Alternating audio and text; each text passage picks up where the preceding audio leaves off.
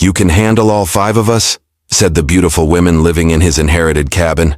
Clayton Reeves stared at the deed in his trembling hands, reading the same words for the 10th time. Uncle Jeremiah's isolated mountain cabin was supposed to be empty, abandoned for 3 years since the old man's death. The lawyer had been very clear about that. So why was smoke rising from the chimney and 5 horses grazing peacefully in the meadow below? He dismounted slowly, his boots crunching on the frost-covered ground as he approached the wooden structure. Through the windows he could see movement inside, shadows dancing in the warm lamplight. The sound of women's laughter drifted through the crisp morning air, followed by the clatter of dishes and the scrape of chairs across wooden floors. Clayton knocked on the door, his heart pounding with confusion and something else he couldn't name. When it opened, his breath caught in his throat. The most beautiful woman he had ever seen stood before him, her dark hair cascading over her shoulders, her green eyes studying him with a mixture of curiosity and wariness. She was tall and graceful, with the kind of presence that commanded attention without effort. Behind her, 4 other women appeared, each stunning in their own way. A redhead with fierce blue eyes crossed her arms and tilted her head. A petite blonde with gentle features peered around the doorframe. A brunette with calculating dark eyes remained in the shadows, while another woman with auburn hair and an air of quiet strength stood near the fireplace. The woman at the door smiled, but it didn't reach her eyes. When she spoke, her voice was melodic yet firm, carrying an undertone of challenge that made Clayton's pulse quicken. The words that came from her lips were not what he expected, and they would change everything he thought he knew about his inheritance, his uncle, and the 5 mysterious women who seemed to belong in a place that was legally his. But as Clayton stood there, speechless and captivated, he had no idea that these women held secrets that reached back decades, secrets that would force him to question everything he believed about his family's past and his own future. Clayton's mouth went dry as he found his voice. "I'm Clayton Reeves. This cabin belongs to me now. My uncle Jeremiah left it to me in his will." He held up the deed with shaking fingers, the official seal clearly visible on the weathered parchment. The woman at the door, who seemed to be their leader, didn't even glance at the document. Instead, she stepped aside with fluid grace, gesturing for him to enter. "I'm Clara Bell. Please come inside. We need to talk." Her voice carried an authority that made Clayton's chest tighten, with an unfamiliar mixture of attraction and unease. The interior of the cabin was nothing like Clayton remembered from his childhood visits. Rich fabrics draped the windows, elegant furniture filled the rooms, and the scent of lavender and wood polish hung in the air. These women had clearly made this place their home, and they had done so with care and permanence. The redhead stepped forward, her blue eyes flashing with defiance. "I'm Ruby Callahan, and before you start making demands, you should know that we have every right to be here." She crossed her arms, her stance suggesting she was prepared for a fight. The petite blonde moved closer, her gentle demeanor contrasting sharply with Ruby's aggression.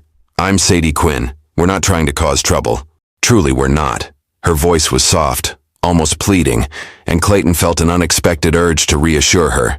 The brunette in the shadows finally stepped into the light, her calculating gaze never leaving Clayton's face.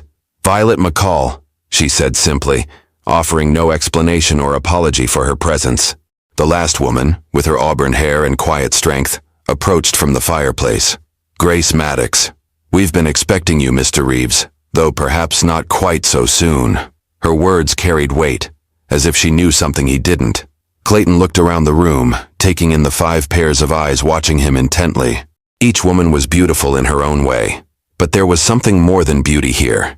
There was intelligence, determination, and secrets hidden behind those carefully composed faces. Clara Bell moved to stand directly in front of him, close enough that he could smell her perfume and feel the warmth radiating from her skin. Her green eyes locked with his, and when she spoke again, her voice was barely above a whisper, yet it carried clearly through the silent room. "The question isn't whether you own this cabin, Clayton. The question is whether you can handle what comes with it." She paused, her lips curving into a smile that was both invitation and challenge. "You can handle all 5 of us?" The words hung in the air between them like a dare, and Clayton realized that whatever he had expected to find in this remote mountain cabin, it wasn't this. These women weren't just squatters or trespassers. They were something else entirely, and the way Clara Bell was looking at him suggested that his quiet life was about to become anything but peaceful. But before he could respond, Grace stepped forward with a folded piece of paper in her hand, and the expression on her face told him that everything he thought he knew about his inheritance was about to change. Grace unfolded the paper with deliberate slowness, her auburn hair catching the lamplight as she leaned forward. "This is a contract signed by your uncle 3 months before he died. It grants us residence rights to this property for as long as we need it, in exchange for maintaining the cabin and the surrounding land." Clayton's heart sank as he examined the document. The signature was unmistakably Uncle Jeremiah's, the same scrawling handwriting he remembered from birthday cards and letters. The contract was detailed, specific, and appeared completely legitimate. His dreams of a simple inheritance and peaceful solitude crumbled like dry leaves in his hands. "That's impossible," he said, though his voice lacked conviction. "The lawyer never mentioned any existing agreements. He told me the property was mine free and clear."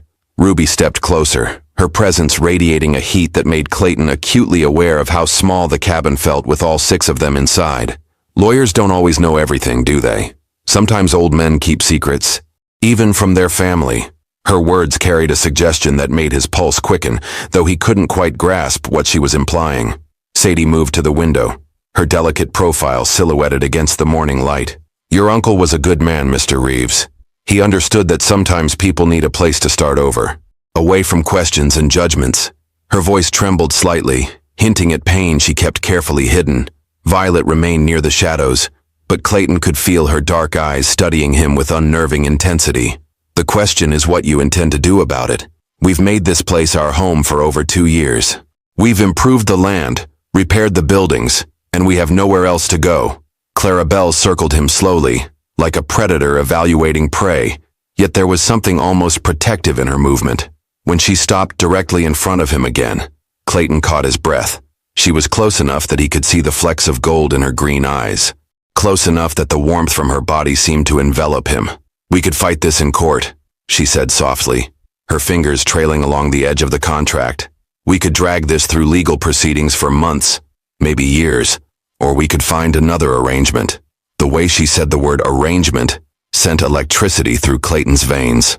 There was something in her tone, in the way her eyes held his, that suggested possibilities he hadn't considered. The other women watched this exchange with varying expressions. Ruby with amusement, Sadie with worry, Violet with calculation, and Grace with something that looked almost like approval. "What kind of arrangement?" Clayton asked, surprised by the roughness in his own voice. Clarabelle's lips curved into that enigmatic smile again. "The kind where everyone gets what they need. The kind where a man learns that sometimes the most valuable things in life come in unexpected packages." Before Clayton could ask what she meant, the sound of approaching horses echoed across the valley. Ruby moved to the window, her body tensing like a bowstring. "They found us," she whispered, and for the first time since Clayton had arrived, he saw real fear in her eyes. The other women immediately began moving with practiced efficiency, as if they had prepared for this moment many times before. Whatever was coming up that mountain trail, these 5 women had been running from it, and now Clayton found himself caught in the middle of something far more dangerous than a simple property dispute. Clayton moved instinctively toward the window, but Clarabelle's hand shot out, gripping his wrist with surprising strength. Her touch sent a jolt through his arm, and when their eyes met, he saw not just fear, but fierce determination. "Stay away from the window," she whispered urgently. "They can't know you're here." 3 riders emerged from the tree line, their dark clothing making them stand out against the snow-dusted landscape. Even from a distance, Clayton could see they carried themselves like men accustomed to violence, their hands resting casually on their gun belts as they surveyed the cabin. Ruby's jaw clenched as she peered through a gap in the curtains. "It's Morrison and his men. They've been tracking us for weeks." Her voice carried a bitterness that made Clayton's chest tighten with an unexpected protectiveness. Sadie moved closer to Grace, seeking comfort, and Clayton noticed how the older woman immediately wrapped a protective arm around the younger girl's shoulders. Whatever these women had been through together had forged bonds deeper than friendship. "Who is Morrison?" Clayton asked in a low voice, acutely aware of Clarabelle's hand still wrapped around his wrist. Her skin was soft, yet calloused, speaking of someone who had worked with her hands but retained an undeniable femininity. "A man who believes he owns what isn't his," Violet answered from the shadows, her dark eyes reflecting a hatred that seemed to burn from within. "A man who thinks women are property to be claimed and controlled." Clarabelle finally released Clayton's wrist, but not before her thumb traced a small circle across his pulse point, a gesture so subtle and intimate it made his breath catch. Morrison held papers claiming we belonged to him, legal documents that would have made us little more than indentured servants. The riders had stopped their horses near the corral, and Clayton could see them talking among themselves, pointing toward the cabin and the fresh tracks his own horse had left in the soft earth. Morrison, a tall man with graying hair and cold eyes, dismounted and began walking toward the front door. Grace moved with quiet efficiency, gathering papers from a wooden chest and tucking them into her bodice. We escaped 3 months ago, but Morrison has connections throughout the territory. Men like him don't accept losing what they consider their property. Clayton felt anger building in his chest, a rage he hadn't experienced since his younger days. The thought of these 5 remarkable women being treated as possessions made his hands clench into fists. "You're under my protection now," he said without thinking, then surprised himself with the conviction in his voice. Clara Bell turned to him, her green eyes searching his face with an intensity that made him feel exposed. "Are you certain you want to make that choice, Clayton? Standing with us means standing against men who have no regard for law or decency." Before he could answer, Morrison's heavy footsteps sounded on the wooden porch, followed by 3 sharp knocks on the door. The cabin fell silent except for the soft whisper of breathing and the rapid beating of Clayton's heart. "We know you're in there, ladies," Morrison's voice called through the door, smooth and cultured but carrying an underlying threat. "Time to come home where you belong." Clara Bell moved even closer to Clayton, her body heat warming his side as she whispered against his ear, "Whatever happens next, remember that some choices change a man forever." Clayton made his decision in that instant. He stepped toward the door, but Clara Bell caught his arm again, her fingers pressing into his muscle with desperate strength. The brief contact sent warmth shooting through his entire body, and he could smell the faint scent of her hair, like wildflowers and mountain air. "Don't," she breathed, her lips so close to his ear that he could feel her warm breath against his neck. "You don't understand what you're risking." But Clayton had already reached for the door handle. Something about these 5 women, about their quiet dignity and hidden strength, had awakened a protective instinct he didn't know he possessed. When he opened the door, Morrison's pale eyes immediately fixed on him with calculating interest. "Well, well," Morrison said, his thin smile never reaching his eyes. "I don't believe we've met. I'm Thomas Morrison, and I'm here to collect my property." "There's no property here that belongs to you," Clayton replied, stepping fully into the doorway and blocking Morrison's view of the interior. "This is private land, and you're trespassing." Morrison's 2 companions shifted in their saddles, hands moving subtly closer to their weapons. Clayton noticed their movement, but kept his focus on Morrison, whose smile had grown wider and more predatory. "I think you misunderstand the situation. Friend, these 5 women signed contracts with me, legal agreements that I intend to honor. They've been hiding from their responsibilities long enough." From behind, Clayton came Ruby's voice, sharp with fury. "Those contracts were signed under duress, after you threatened our families and destroyed our homes. We owe you nothing."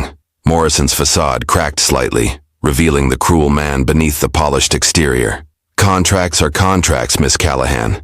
The law is quite clear on such matters." Sadie appeared beside Clayton, her small frame trembling, but her voice steady. "The law also says women aren't cattle to be bought and sold. We're free citizens of this territory." Morrison's laugh was cold and mirthless. "Freedom is a luxury that women in your position can't afford. You have debts to pay, all of you." Clayton felt Clara Bell move behind him, her presence like a flame at his back. When she spoke, her voice carried the authority of someone accustomed to command. "Our debts were manufactured by you, Morrison. Falsified records, forged documents, intimidation of witnesses. We have proof." "Proof?" Morrison's eyes gleamed with interest. "I'd very much like to see this alleged evidence." Violet stepped from the shadows, a leather satchel in her hands. "Documentation of every fraudulent transaction, every forged signature, every witness you paid to lie. 3 months gave us plenty of time to gather what we needed." Morrison's composure finally shattered, his face twisting with rage. "You scheming witches think you can outsmart me. I have judges in my pocket, marshals who owe me favors. Your little collection of papers means nothing." Clayton moved protectively in front of the women, his heart pounding as he realized the true scope of what he'd stepped into. These weren't just 5 women running from an unpleasant arrangement. They were witnesses to corruption that reached deep into the territorial government. Morrison's hand dropped to his gun, and his voice turned deadly quiet. "Step aside, stranger. This doesn't concern you, and I'd hate for you to get hurt over women who aren't worth the powder to blow them up." But before anyone could react, Grace appeared with something in her hand that made Morrison's face go white with shock. And Clayton realized that whatever these women had been hiding was far more dangerous than any of them had revealed. Grace stepped forward, her hand extended toward Morrison, revealing a small silver locket that caught the afternoon light. Morrison's face went ashen, and Clayton could see his hands trembling as he stared at the simple piece of jewelry. "You recognize this, don't you?" Grace's voice was steady, but Clayton could hear the underlying steel in her tone. "It belonged to your wife, Margaret. The wife you claimed died of consumption 5 years ago." Morrison's composure cracked completely, his voice becoming a harsh whisper. "Where did you get that?" "From Margaret herself, 3 weeks ago in Denver. She's very much alive, Thomas, and very interested in sharing her story with the territorial authorities." Grace's words hit Morrison like physical blows, and Clayton watched the man's carefully constructed facade crumble. Clara Bell moved to stand beside Clayton, her shoulder brushing against his arm in a gesture that seemed casual, but sent electricity through his entire body. "Margaret told us everything. How you had her declared dead so you could steal her father's mining claims. How you've been using those claims to finance your scheme to acquire women through fraudulent contracts." Ruby stepped forward, her blue eyes blazing with satisfaction. "She also told us about the other women. Thomas, the ones who tried to resist you and simply disappeared. Margaret kept records of all of them." Clayton felt his anger building to dangerous levels. The thought of this man destroying lives, treating women as disposable property, made his hands clench into fists. Without conscious thought, he moved protectively closer to the women, creating a barrier between them and Morrison. Sadie's soft voice carried clearly in the tense silence. "We have statements from 12 other women, all willing to testify about your methods. The territorial marshal is expecting our evidence within the week." Morrison's pale eyes darted between the women, calculating his options. Clayton could see the moment the man realized his position was hopeless, and the transformation was frightening. The cultured mask fell away completely, revealing the predator beneath. "You think you've won," Morrison snarled, his hand hovering over his gun. "Even if everything you say is true, you're still here in the middle of nowhere with no witnesses except this fool who stumbled into something he doesn't understand."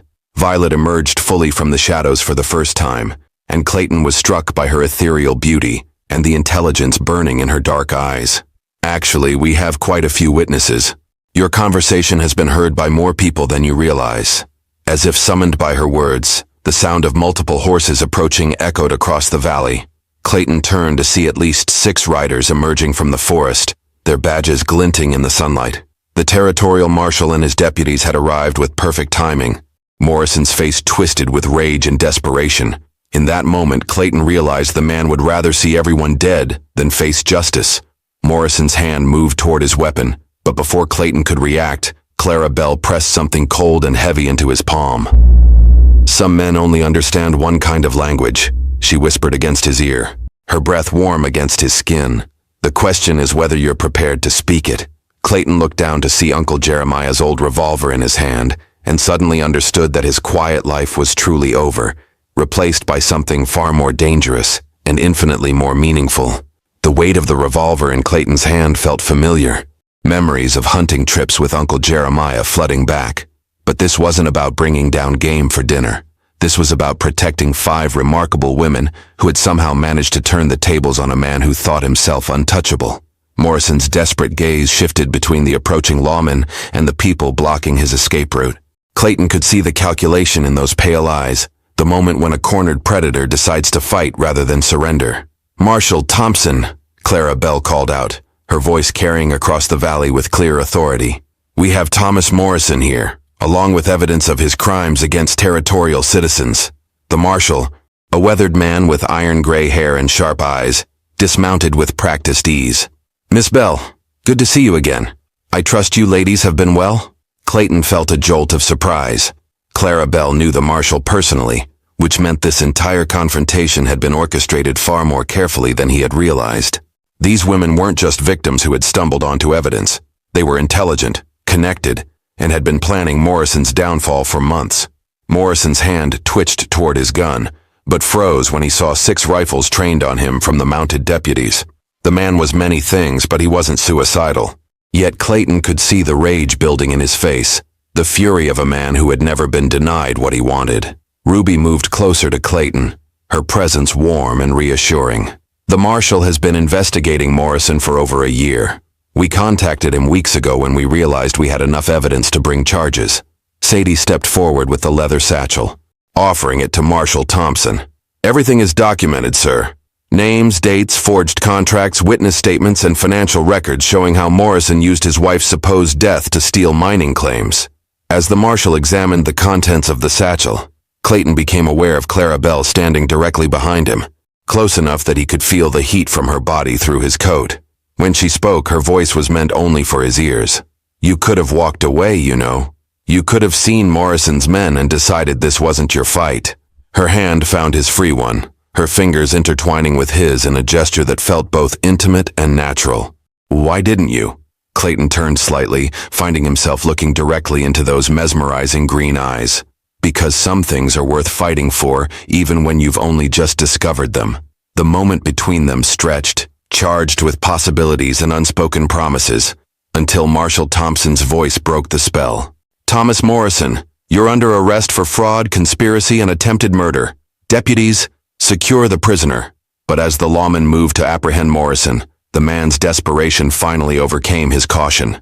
With a roar of rage, he drew his weapon, not aiming for the deputies or even Clayton, but directly at Clara Bell, the woman who had orchestrated his downfall.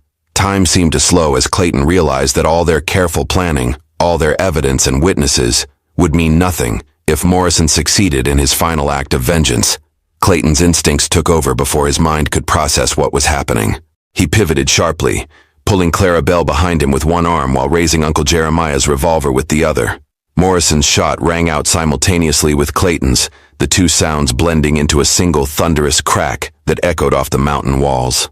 Morrison's bullet splintered the doorframe inches from where Clara Bell's head had been. Clayton's shot found its mark, hitting Morrison in the shoulder and spinning him around. The man's weapon flew from his grasp, landing in the dirt near the horse's feet. Marshal Thompson and his deputies moved with practiced efficiency, surrounding Morrison as he clutched his wounded shoulder and cursed through gritted teeth. That's enough, Morrison. It's over. Clayton became aware of Clara Bell pressed against his back, her hands gripping his coat, her rapid breathing warm against his neck. The realization of how close he had come to losing her, losing this extraordinary woman he had known for mere hours, but who had already changed his life completely, made his hands shake. Are you hurt? He asked, turning to face her, his voice rough with emotion and adrenaline. Clara Bell's green eyes were wide, but not with fear, with something else entirely. No, thanks to you. Her hands moved from his coat to his face, her palms warm against his cheeks. You could have been killed. So could you, Clayton replied, covering her hands with his own. In that moment, with the danger past and her touch grounding him, he understood that everything in his life had led to this instant, to protecting this woman, and the 4 others who had somehow become his responsibility and his purpose. Ruby approached Morrison as the deputies bound his wounded arm, her blue eyes blazing with satisfaction. How does it feel, Thomas, to finally face consequences for your actions? Morrison looked up at her with pure hatred. This isn't over. I have friends, connections, you'll never be safe. Violet stepped forward, her dark eyes cold as winter. Your connections are facing their own investigations, thanks to the evidence we've gathered. Your network of corruption is finished. Sadie moved to Grace's side, the 2 women watching as Marshal Thompson secured the documents that would ensure Morrison faced justice for his crimes. It's really over, isn't it? Sadie asked, her voice filled with wonder. Grace nodded, her arms wrapping protectively around the younger woman. It's over, dear one. We're free. Marshal Thompson approached Clayton, extending his hand. That was fine shooting, son. Morrison would have killed Miss Bell if not for your quick thinking. As Clayton shook the marshal's hand, he felt Clara Bell's fingers slip into his free one, her touch sending warmth through his entire body. When he looked at her, he saw something in her expression that made his heart race faster than the gunfight had. What happens now? Clayton asked, though he found himself hoping desperately that whatever came next would include these 5 remarkable women who had turned his world upside down in the best possible way. Clarabelle's smile was radiant, filled with possibilities he was only beginning to understand. Now, we decide if you really can handle all 5 of us. 3 months later, Clayton stood on the porch of his uncle's cabin, watching the 5 women who had transformed not just his property, but his entire existence. The cabin had been expanded with additional rooms, the corral rebuilt to accommodate more horses, and the surrounding land cultivated into productive gardens and grazing areas. Marshal Thompson had returned the previous week with news that Morrison had been sentenced to 15 years in territorial prison. His network of corruption had crumbled once the evidence was presented, and 3 judges had been removed from office. Margaret Morrison had reclaimed her father's mining rights and was using the proceeds to help other women escape similar situations. Ruby emerged from the barn, her red hair catching the afternoon sunlight as she led a newly broken horse into the corral.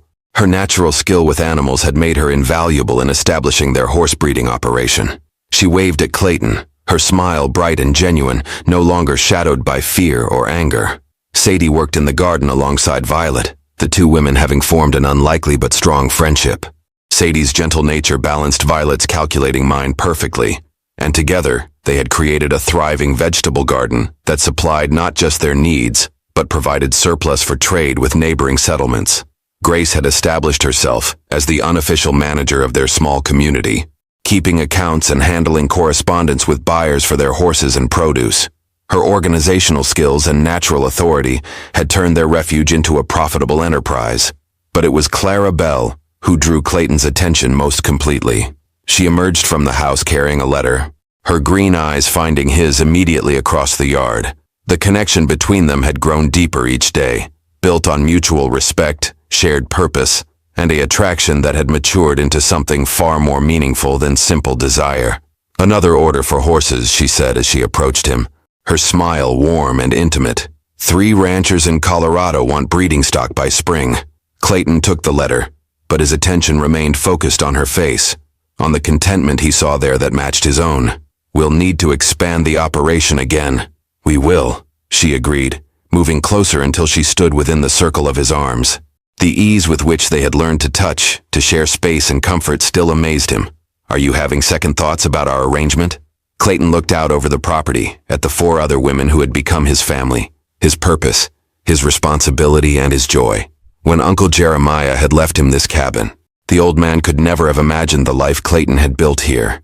"Never," he said firmly, pulling Clarabelle closer.